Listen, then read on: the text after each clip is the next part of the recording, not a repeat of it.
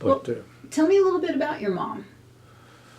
well, she was the average housewife, raised all because because there was five of us, and she was interested in the town. She belonged to the fire company women's group, the volunteer fire companies.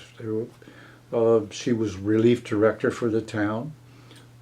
She was involved with the town politics and whatnot to make it, because back then things were so much different than they are now. Believe me, that there was a lot more trust and a lot more things. And my father, of course, was magistrate and was recorder for the town.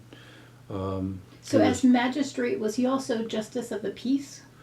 Yes, right, justice of peace and whatnot. And he married some people. In fact, he married my brother-in-law. Um, when, and this is skipping again back and forth in history, but when the town decided that they had to have, according to law, uh, a lawyer to be the magistrate, they said, you can't be the one anymore, so you're done. So they came one Sunday morning, they had made an appointment to come and pick up the records from my father. Well, of course, my father had an office, which was his plumbing office as well, but it was a separate entity for entering the house and whatnot. And they came with a big truck. And of course, my father had several file cabinets. He had a desk, numerous chairs to go all the way around the room. So if there was somebody, being, and they said, well, and they started to take the one file cabinet. And my father had suspicion that, this is not going to be pleasant because they think they own everything. And they said, I'm sorry, but that's mine. And here's the receipt. And so they left that. Oh, okay. And then they went over to the desk and the typewriter. And my father says, I'm sorry, but that's mine. Here's the receipt. And then they started around the room for this, that, and the other thing. And my father says, I'm sorry, but that's mine. And so my father had taken all the records and put them in boxes. They were so mad, they left. And they said, oh, and they took a very sparse amount of something. I don't even know what they finally took, but all the records for the town, for arrest and the business with fox bounties and everything, they left. And when my father and mother died, I had all these things. I had never thrown them away, and I had made reports several times to the town, come pick up the records.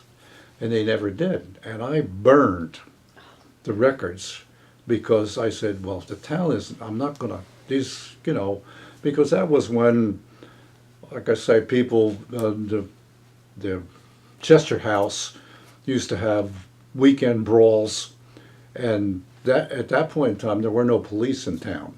The state police in Econ came down, and they would, okay, bring them in, and they put the guys in jail for overnight and let them sober up and back out again and whatnot. But that was almost a weekly go on and whatnot. But all those records, but the wedding of my brother-in-law, for some reason or other, my wife and I said, well, let's keep that. And as luck would have it, we did. We kept it for many, many years. And one day my wife got a phone call, and she told who she was, and she said, do you remember me? Because my brother-in-law and she had been divorced during the short period of marriage that they had. And she said, well, yeah, I remember who you were. And how can I help you? And she says, well, I'm trying to get my driver's license.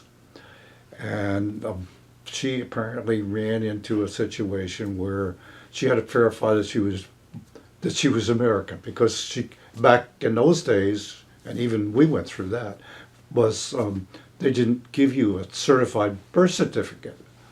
And they said, well, you're divorced, we need your divorce papers, or proof that you were married even. And so my wife said, okay, well, I'll tell you what, I think we can help you. I'm going to send them all to you. So she sent them, and she got her license with those things. But anybody else that was in it that happened like that in Chester is out of luck because they were all destroyed because the town could have cared less. They